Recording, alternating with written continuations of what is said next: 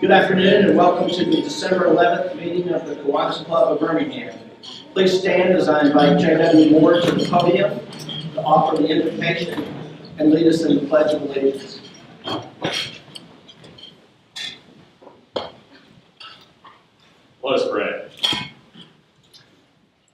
Almighty gracious God, we thank you for the chance to share a meal today and to hear from leaders in our city. We thank you for your provision in our lives and your provision in the life of our community. We pray for your guidance and direction in this city. We pray that you would grant our local leaders wisdom and that you would provide a new generation of leaders for the future. And we thank you now for this food and for the gracious hands that have prepared it. May it nourish us, and may we be people who honor you and serve others. In your name, amen. Amen. I pledge allegiance to the flag of the United States of America and to the republic for which it stands, one nation under God, indivisible, with liberty and justice for all. Thank you, JB, for that. JB, JW. Okay, now speaking of JW, I'd now like to invite our club secretary, J.W. Carpenter, to come up and announcements. An introduction of guests.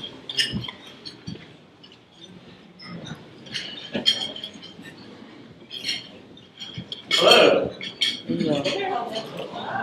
Hello. Hello. I got no visual here.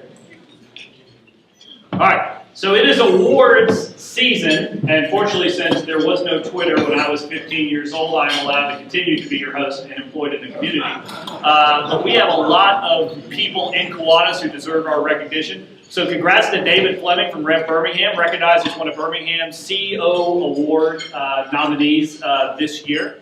And I believe that we also, Miss Peterlin was the winner, if I'm correct, and she is another one of our club members. So congratulations to them for that award.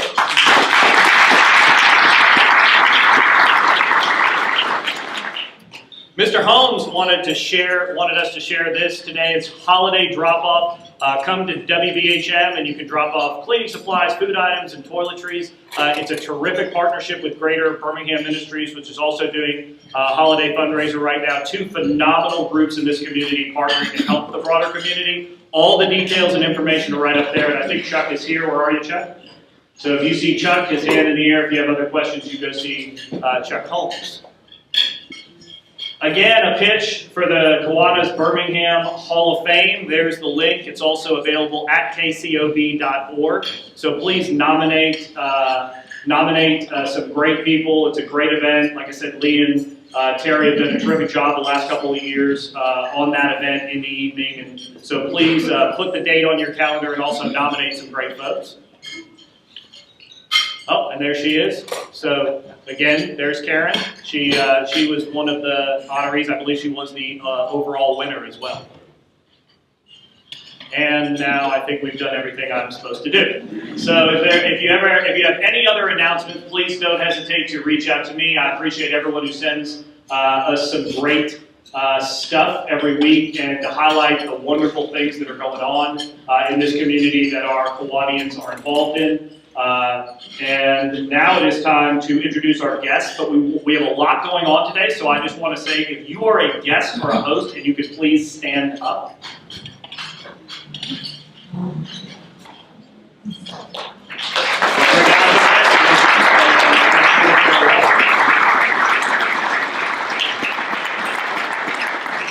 And with that, I turn it over back to Mr. Adams.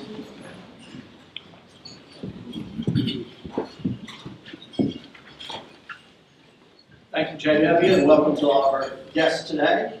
Also, a big thanks to our ASPA student, Ivy Thomas, performing on the saxophone, and fellow Kiwanian Dr. Mike Meeks, for their performance today as accompanying Ivy. That'll help us all get in the holiday spirit.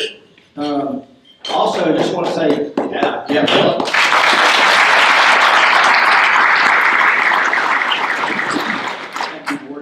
Also want to say a big thanks to all that turned out for the holiday party last Thursday night. We had a fantastic turnout, a great party, great talk by Gail Andrews. Those that didn't stay behind and drink and eat actually came into the to hear from Gail. But we had a wonderful turnout, and Catherine Long and Carol Hines, thank you for your leadership in putting together that wonderful event.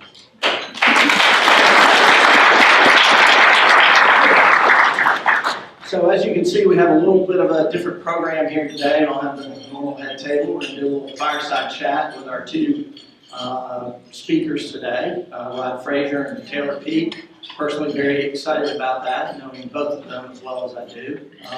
And I'm going to be their interviewer today, so ask all the tough questions.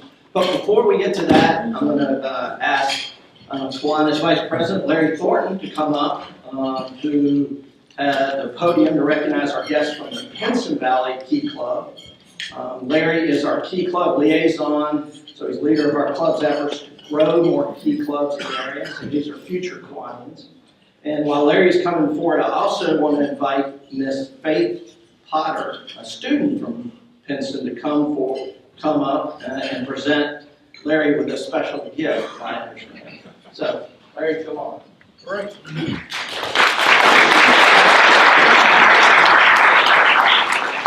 So at the beginning of this administration, Scott made it clear that he wanted to make our youth extension clubs a priority, and it was exciting, kind of right down my alley. How cool is it that these young people can get a sense of community so early in life, all sponsored through the Downtown Kiwanis Club? Vivian, I just cannot seem to get her to this podium, who leads this effort, but she joined me. We're trying to meet with all 6 of our clubs. Vivian and I have visited with Hayes, Woodlawn, Mountain Brook, Pinson Valley, so we have Ramsey to go, and Gardendale. I think you're scheduling those 2 now. So, Your first Kiwanis Club, Key Club meeting. Ms. Ashley had an opportunity to snap the gavel at Lakeshore McDonald's. And we had a Kiwanis good time. It was just awesome. You never see such, those are probably the largest kids we've ever had to go through our play place. But it worked out. It worked out very well. But before we get into Ms. Peterson and her unbelievable enthusiasm for her club, I think we had 48 or so members that day, but you have a total of 60. We have, I think it's 61. 61 members, Key Club members. I've never seen that, but her enthusiasm is second to none. We had a great time. So, Ramsey, I want you to stand again. Angela Ginder and her team is here today, so thank you for your leadership. Let's give them a hand.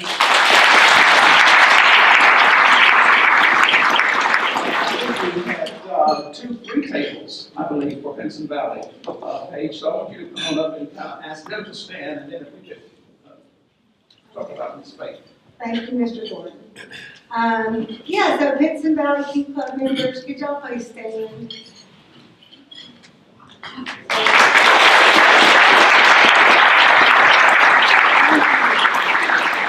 So I'm Paige Peterson. I'm the sponsor of Key Club.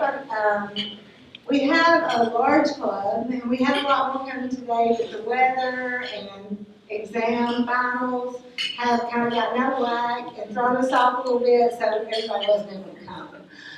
So I hate that. But Mr. Thornton had just asked me to say a few words about what we do, and one of our main activities and service projects that we do is reading is fundamental. And that's where we go to Center Point Head Start, and we read books to the 2- and 3-year-olds. And we do that 3 times a year. So just to let you know one thing that we're doing. Also, we were just so honored when Mr. Thornton asked us to come and hear him speak at McDonald's. And he just, he motivated the students so much. Anybody who knows him knows he's the one that oozes with the enthusiasm. So it was really motivating. And one of the students of Key Club, Faith Potter, who's here with me, asked Mr. Thornton, and of course he's such a wonderful artist, and he shared his art with us that day as well. And so Ms. Potter said she was also an artist and would like to draw pictures. She's creating a collage of several different people screaming. So she asked Mr. Thornton if he would pose for a picture, kind of like screaming. And of course, he was more than willing to do so. So she is here, and she has her picture, which I hope you can hold up. If y'all can see it, if you don't, if you're not able to see it, please come see it. So, thank you. Oh my goodness, look at that.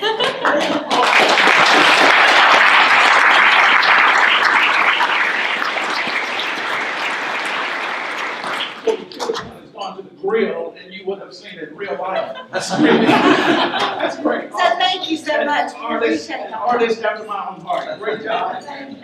That's talent. Thank you so much. Around the restaurants, my kids would say, "That's what's up." No, not that. D-A-S. That's what's up. Thank you.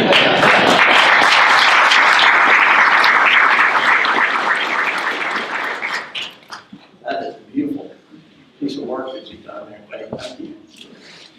You're going to be very talented. All right, let's move into our chat now. And so I'm going to invite Rod and Taylor to come on up here and get seated while I talk about their backgrounds. Y'all come on up. Let me read their bios while they're making their way up here. All right, so first of all, Rod Frazer is a native of Montgomery. He's chairman of the board and co-founder of the Frazier Lanier Company, and later led the N-Star Group, Inc. He is a 1954 graduate of Huntington College and earned his Master's of Business Administration from Harvard Business School in 1956. He is also a member of the Alabama Business Hall of Fame. In addition, he was a tank platoon leader in the Korean War and was decorated with a Silver Star for gallantry in action. He is the author of 2 scholarly books on World War I, including Send the Alabamians, World War I Fighters in the Rainbow Division, which recounts the story of the 167th Infantry Regiment of World War I's Rainbow Division. His father fought in that regiment. Rod has also received the Daughters of the American Revolution's highest award, its Medal of Honor. And on May 11th this year, the President of France signed a decree making him a Knight of the French Legion of Honor. All right, so that's Rod's story. Welcome, Rod. Now, Taylor Peake.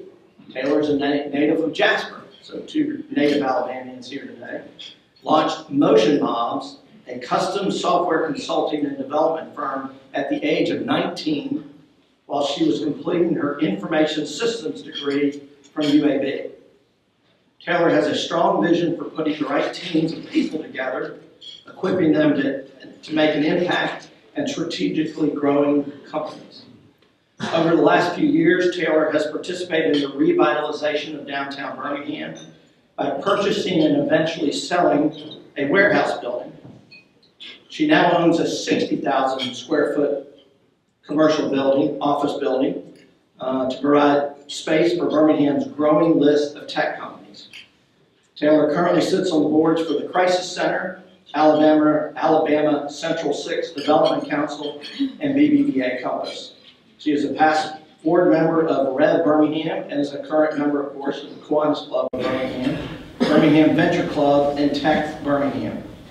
Taylor's accomplishments have been recognized by UAB, Birmingham Business Journal, Alabama Media Group, Coca-Cola Scholars Foundation, and the U.S. Chamber of Commerce.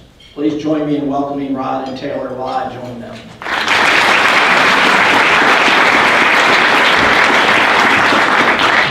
That sounds great. All right, so here we go. Everyone hear me okay? All right. Great, so thanks again for both of you for being here today. So let's start with the story about how you two first got connected, because I suspect you're not hanging out together very often. I mean, maybe, I don't know. So what's the backstory? Rod, do you want to? Montgomery has got a lot of problems, particularly in the field of education, but most specifically in the field of tech education. And in that general category, it has been an abysmal failure at training coders, people who could step into the jobs of writing code on a commercial basis for business and industry and the government. The United States government spends a lot of money out of Montgomery on technology, and we are doing an abysmal job there of supplying them with coders. I mentioned my frustration to a Birmingham banker who called on me, and I subsequently have done some business with John Lacey, an excellent member of your business community. He said, well, you should meet Taylor Peake. I said, okay, I'm game for absolutely anything. I'm at the point of desperation.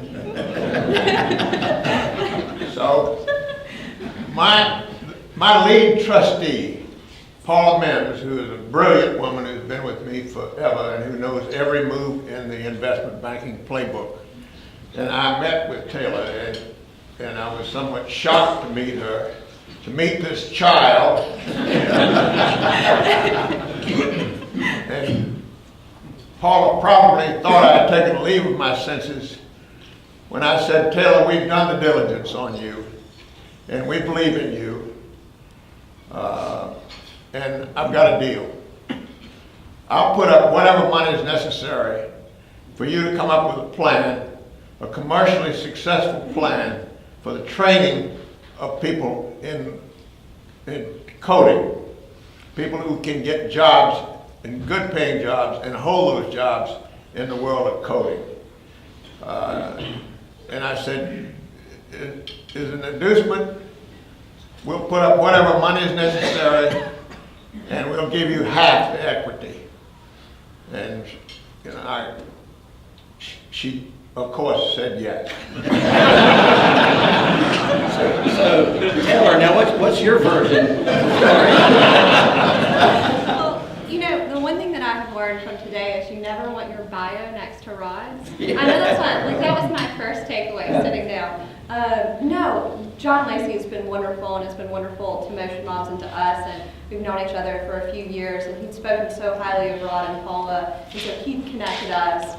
And Rod and I ultimately shared the same vision for really wanting to retain technical talent in Alabama. And it's been the biggest challenge for us with growing our team at Motion Moms, and so it was something that directly affected my business every day, and something that I was, of course, passionate about and was important for us. So when we sat down and talked through what we wanted and realized that our vision was aligned the same and we wanted to work on the same problem, it became a very easy decision. So for those in the audience, can you explain what is this business called, right? Coding Solutions. Explain how it works, what's it about? Yeah, absolutely. So Coding Solutions is a professional online training platform where we have partners with universities throughout the state who are providing technical graduates, so computer science degrees, information systems degrees, engineers who have graduated from universities within the last 3 years. They submit an application online on our website, and we review those applications, make our selections for an exclusive group of students that we want to provide additional professional training to. And as part of that process, we have hiring partners, nonprofits, startups, large organizations who are interested in hiring those students out of the program, and then we are connecting the students with the career path they want, with the ultimate goal of retaining the best and brightest students to stay in Alabama in lieu of going out of state, and showing them that there are great startups here, great nonprofits here, and great large organizations to work with. Right. Very important point, no cost to the students. So the students are going through the training program completely for free without an application fee, as opposed to a significant, sometimes 5-figure investment to go through this type of program. Right, and how long is the program? It's 6 weeks. 6 weeks. And the expectation is after the 6 weeks, they will land the opportunity to apply for roles In a career job. in one of these career jobs. And Right? they're already technical and experienced in the space going into it, so Right. we're not teaching them coding for the first time, we're just giving them additional training and helping them be ready for that. Right. So from your perspective as an entrepreneur and talking to others in the community, why was this important?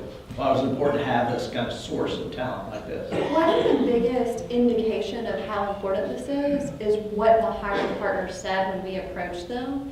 It was the easiest yes I've ever gotten in business.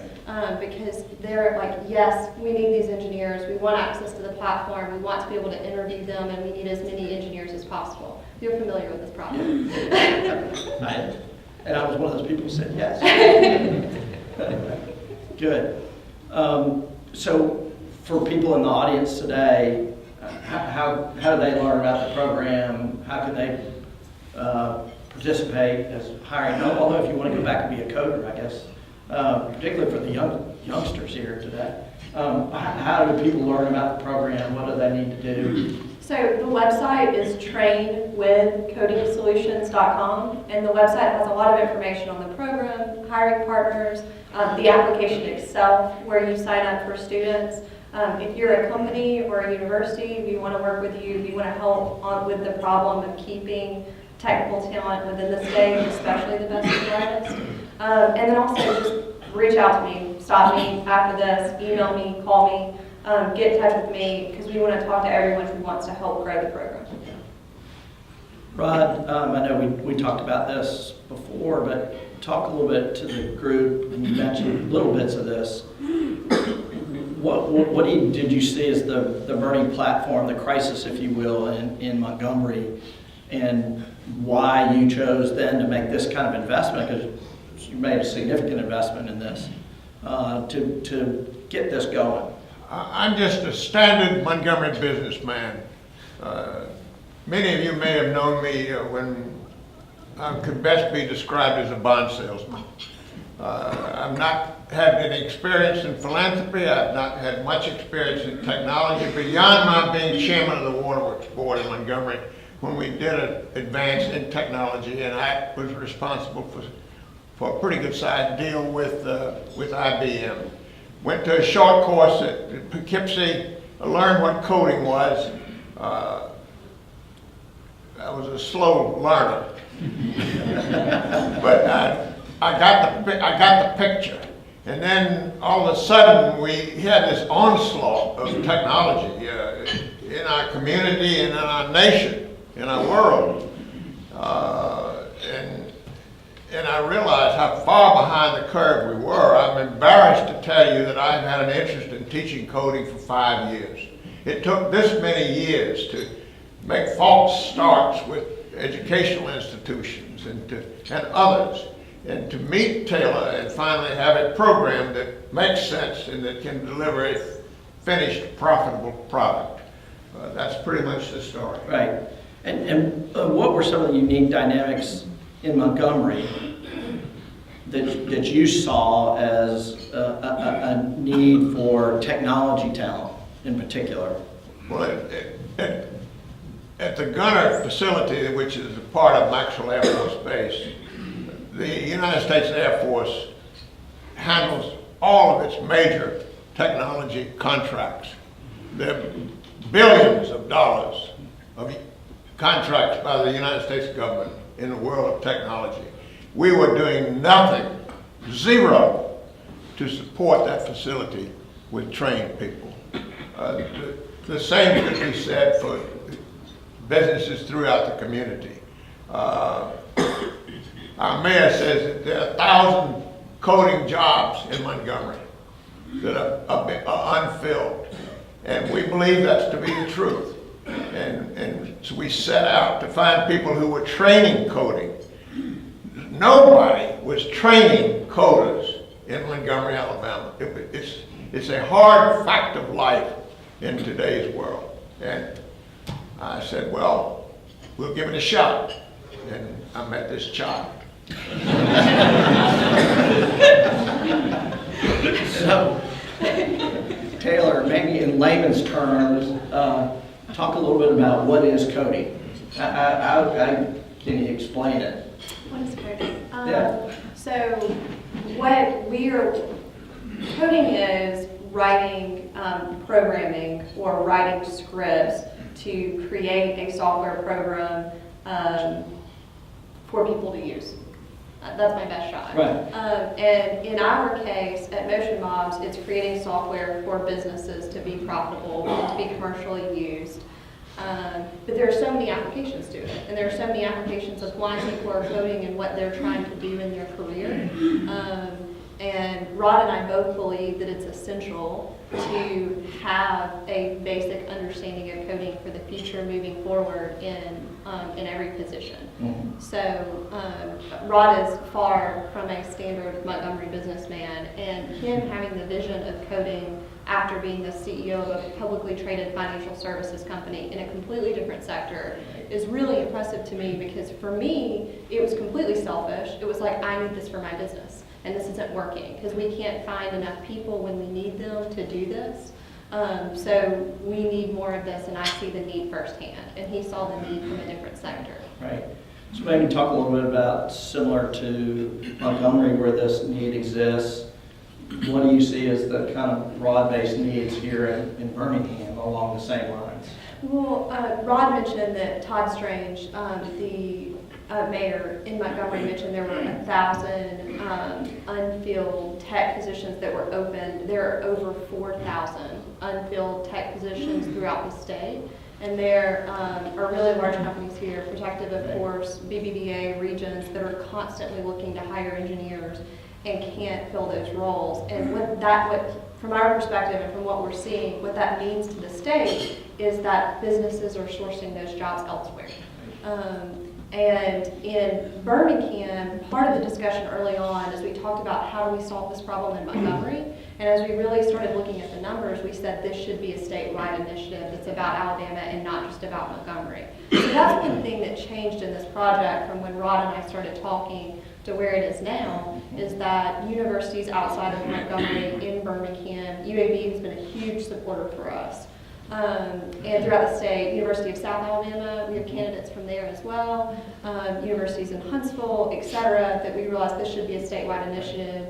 And Rod stepped up to say, yeah, let's do it, let's go after a bigger market. Yeah, you would think some of the particularly in-state, out-of-state students that come to our state also have a great educational experience, the ability to retain them in-state and contribute to the talent pool would be a great opportunity. Absolutely, and a lot of the candidates have said, I just don't know about the startups in Montgomery. I don't know about the startups in Birmingham. I don't know about the nonprofits. This is what I want to do, but I haven't been able to find it. And instead of them going somewhere else, we want to also communicate, hey, have you talked to this company? Right. Have you looked into this?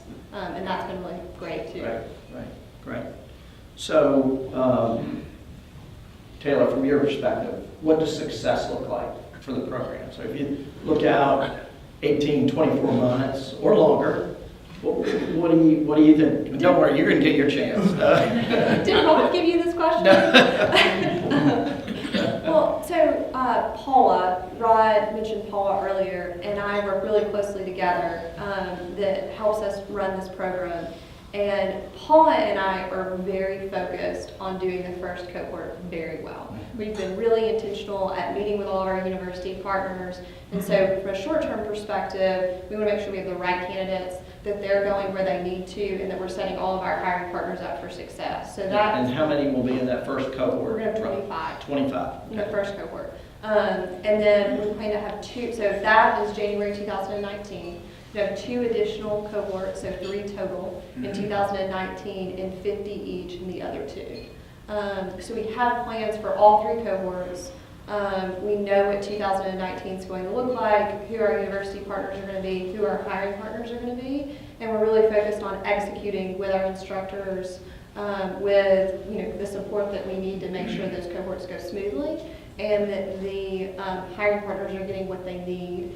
And then after we successfully complete those cohorts, we have this, the group that we need and can really focus on the candidates. Right. So from a company perspective, success is making sure that we have the right candidates, really selling out and selling the potential here with those companies and really supporting that moving forward. So if we're going to be successful, we are directly tied to the success of economic development in Alabama, which is a fun and exciting. So how do we ensure that talent stays in state versus taking this training and going elsewhere?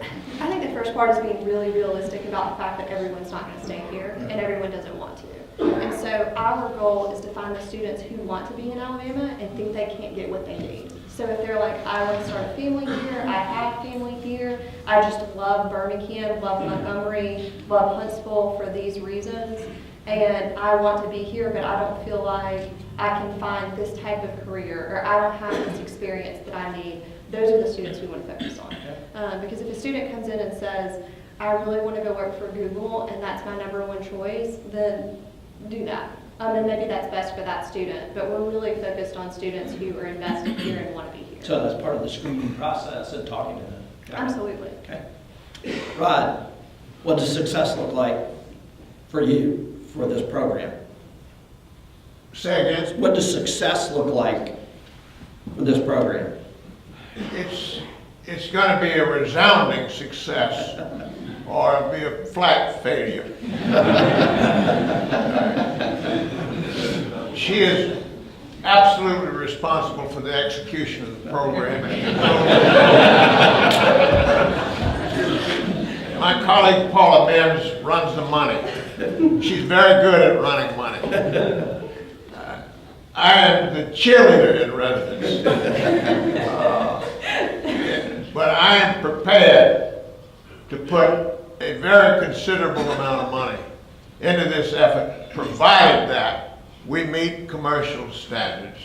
This is not a philanthropy. I'm not in a giving away business. I doubt that many of you here are. This is deadly serious stuff. It is of seriousness as of the moment in Montgomery. We have a gentleman of color who's a 3-star general at the head of Maxwell Air Force Base. He met with our committee of 100 last week and invoked the name of the Secretary of Defense in bringing this message to Montgomery. You have serious public education problems in your community. It is so serious that students who are coming to Maxwell Air Force Base for Air Force education are leaving their families elsewhere. This is disruptive to families, and it is very disruptive to those families who are using money that's been earmarked for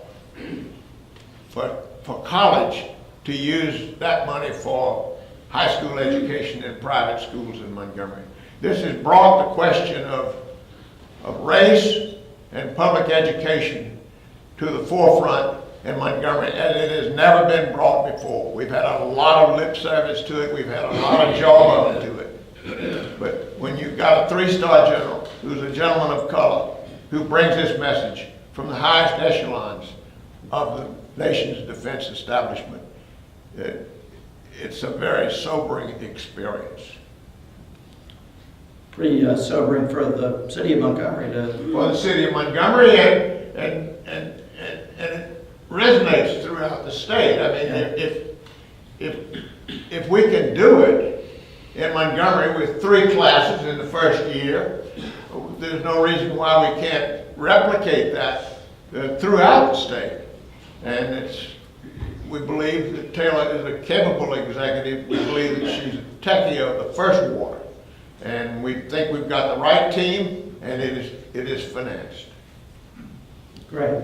So, Rod, I mean, clearly your passion shines through here, but you've had a long, successful career, and happy belated birthday. Rod turned 89 yesterday.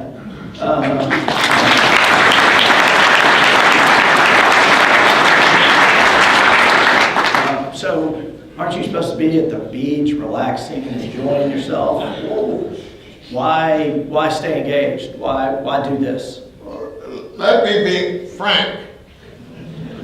I have a huge amount of my net worth invested in Class A and B industrial buildings in Montgomery. I have skin in the game. It is very important that the business community in Montgomery succeed. It's very, very important that technology in Montgomery succeed for the sake of the future of the city. That's a good lesson for the state, I guess, too. Not just Montgomery, but all of us. Education is arguably our only hope. It's certainly, on a personal note, I must tell you that I joined the Army in 1950, dropped out of college to do it. It was the wisest decision I ever made in my life. I was able to get into good universities after the Army experience. I was able to benefit from the GI Bill of Rights. I was able to go to Columbia and Harvard. I was given opportunities through education that I would never have had otherwise. My background was very poor. And I encourage the youth of America today to follow my lead. I'm very, very supportive of the armed services. There's a place where people can learn management and where they can learn leadership skills and where they can get significant financial help from the government if you pick the right opportunities for education. Great. Taylor, okay, so you've got a couple other business ventures. Talk to us a little bit about Motion Mobs and your real estate ventures. Sure. How are they doing, what they're about? How do you see those growing in the future? So Motion Mobs is 8 years old this year. And as I mentioned before, this is so closely tied to Motion Mob's growth plans and the success that it leads to. Because all of the success that we've had has been because of the people that we have. And we really need to be able to grow our team and have a larger team in Birmingham and fill that out and not have to rely as much on contractors and other vendors. So this is extremely important to what we're doing and where we're going into the future. We do custom software consulting and development for businesses, and we ultimately help businesses build software products and launch them to market.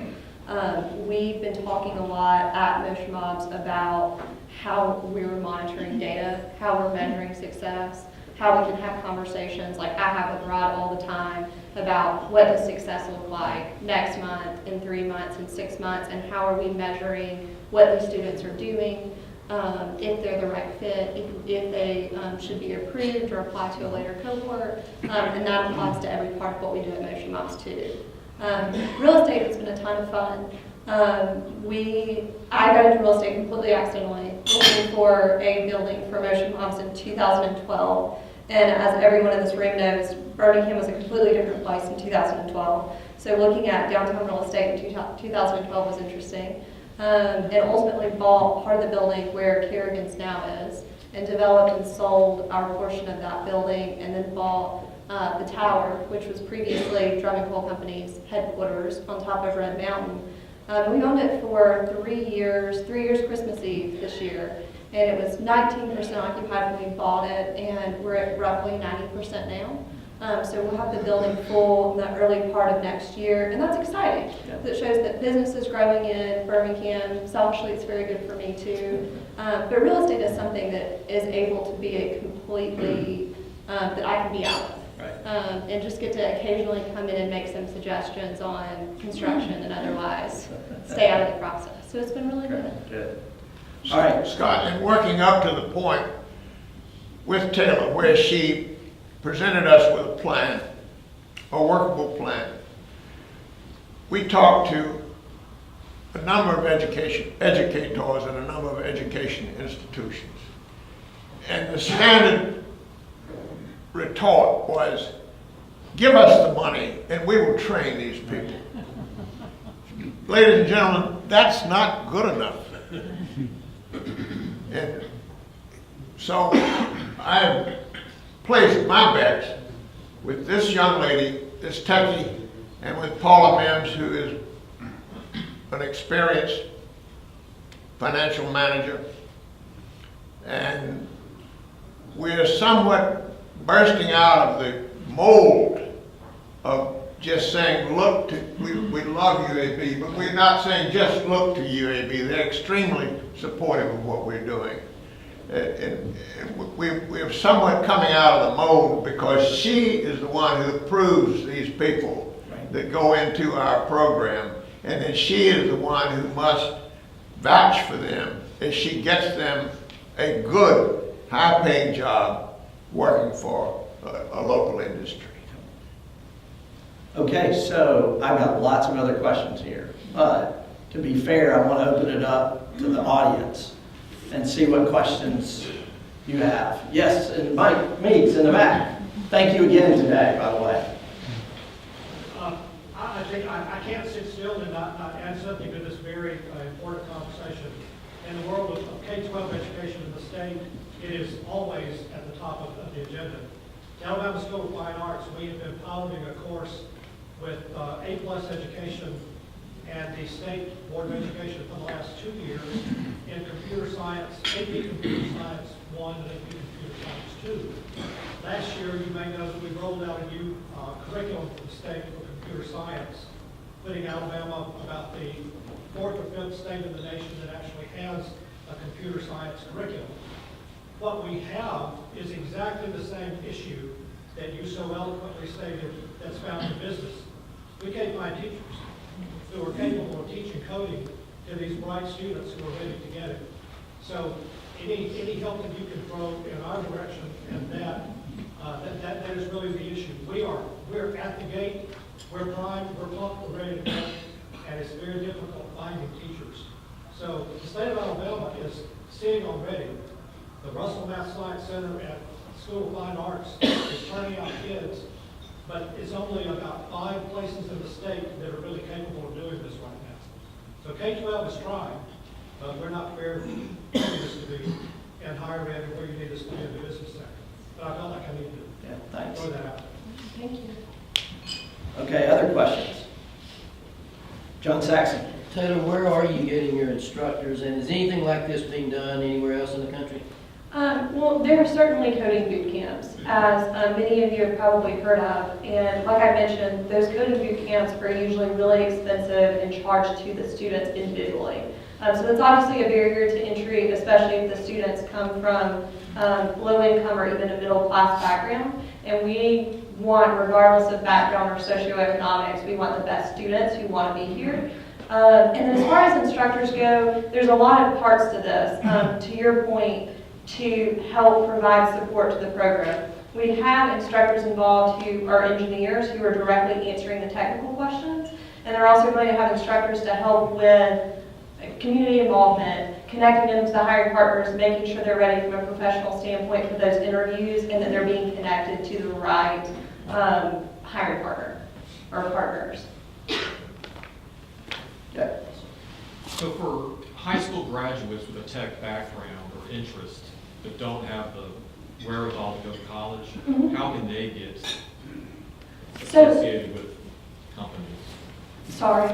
So we don't have a 4-year degree as a hard requirement.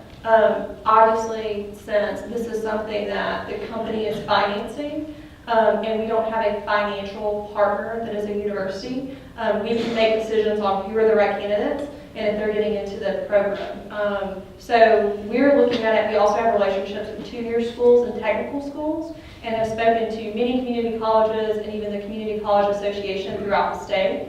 And we really just want the best students that want to have a career job and are capable of doing the work.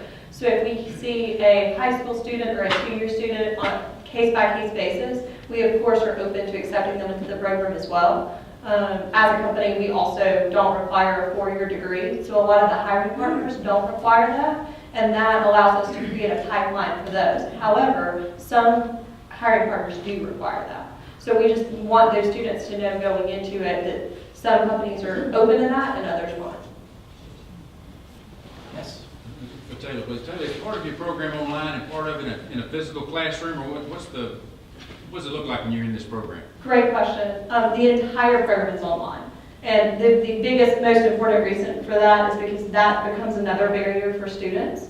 And we wanted students throughout the state to be able to access the program online. And we're going to have in-state instructors and set office hours times and a set schedule, of course. But everything's online such that if you have a student who's also working or who has a certain a different class load, they can still participate in the program. Chuck? Taylor, you're clearly taking a very active role in this in the initial phase. Talk a little bit about scalability 3-5 years down the road. What do you envision? Clearly the need is there for these students to be trained. How do you get there? So the most exciting part about this from a scalable perspective, and we didn't talk about the financial model, but we are charging hiring partners 20% placement fee to place students into the program. So that's the same percentage, as IT recruiters are charging, but of course we're providing all of this training and going through the selection process at no additional cost. And if the company interviews candidates, if any company interviews candidates and doesn't find a candidate that they like, they don't pay anything. So they don't pay anything to be a hiring partner, for access to the program, or for interviews, but if they find a candidate they would like to hire, they can. We anticipate that it's going to be very competitive between hiring partners, it already is, to get these initially first 25 candidates. So from a numbers perspective, you can do the math on having 25 students in the first cohort and then another 50 and another 50 in 2019. So again, to Paula's credit, we have the numbers really dialed in on knowing where we're going, what our financial resources are as far as what the company is generating, and then how we can redeploy that revenue to provide the support staff that we need and resources for the students moving forward. Lee? I'm knocking out David a little bit, but he'll have a comment, I'm sure. My question's a little bit maybe broader than that, just with the fact we've got a crowd of young people here today. And I look at this partnership and relationship, and it's extremely unique and very motivating, I think, for kids of all ages in this room. And this may go to Taylor first, y'all can both weigh in. But as you were even starting to think about your career and your life as a little person, as you grew up, and as a mom, too, of a little person now, what advice would you give us in terms of what we need to be doing in our different, roles in this setting to be helping to influence, motivate, and open those doors and opportunities for not just adults in the business world, but for those that are coming up that we can influence to want to do things that y'all have both done in different ways to be groundbreaking leaders? For me, it's very important to me, I go to mom first. Like, it's very important to me as a mom of an almost 4-year-old that Gray is doing things that fulfills him and makes him happy. So I don't want to push him in the direction of, you have to be an engineer because you have 2 engineers as parents. But to really understand what his interests are and then how I can help him grow those interests and expose him to different things. And it's really cool that we have so many things in the community for young children, like McWayne Science Center, even activities that are going on at the zoo and other community activities that students can really get involved in and exposed to that. I thought I wanted to go to law school when I was in college, got into an information systems course, went through the first logics courses and loved it. I was like, this is great. I think logic driven makes sense to me. And so exposure to those classes in college and at a high school level, I think is really important for students. And I want to see more classes and more of that exposure for students who like it and who can be exposed to it. I think that's important for a 4-year-old, 15-year-old, 20-year-old. I would like to say one thing before losing this wonderful opportunity to talk to y'all. She owns half the shares of Coding Solutions. This is not an option. Her payday is going to come only if she is a resounding success. This is not a lifetime program unless it has big success. And I think that my confidence is well placed, and I think our model is a good design. We've done the diligence on it, and Scott, I appreciate you giving me the opportunity, us the opportunity to be here. She is by far the most important player in the partnership. All right, Kim Porter, last question. I was going to say, Rod figured out a way to attack the worst burden that we have on the economy now, which is student loans. You're taking the fight to the student loan breach. And for that, this is a tremendous program. Exactly. All right, so please join me in thanking Rod and Terry for...